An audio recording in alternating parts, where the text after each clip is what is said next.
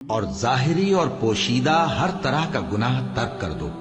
جو لوگ گناہ کرتے ہیں وہ عنقریب اپنے کیے کی سزا پائیں گے۔ اور جس چیز پر اللہ کا نام نہ لیا جائے اسے مت کھاؤ کہ اس کا کھانا گناہ ہے۔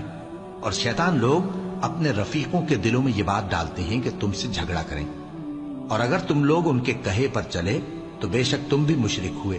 بھلا جو پہلے مردہ تھا پھر ہم نے اس کو زندہ کیا اور اس کے لیے روشنی کر دی جس کے ذریعے سے وہ لوگوں میں چلتا پھرتا ہے، کہیں اس شخص جیسا ہو سکتا ہے جو اندھیرے میں پڑا ہوا ہو اور اس سے نکل ہی نہ سکے؟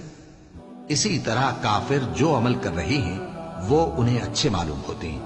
اور اسی طرح ہم نے ہر بستی میں بڑے بڑے مجرموں کو موقع دیا کہ اس میں مکاریاں کرتے رہیں، اور جو مکاریاں یہ کرتے ہیں ان کا نقصان انہی کو ہے اور اس سے بے خبر ہیں۔ اور جب ان کے پاس کوئی آیت آتی ہے تو کہتے ہیں کہ جس طرح کی رسالت اللہ کے پیغمبروں کو ملی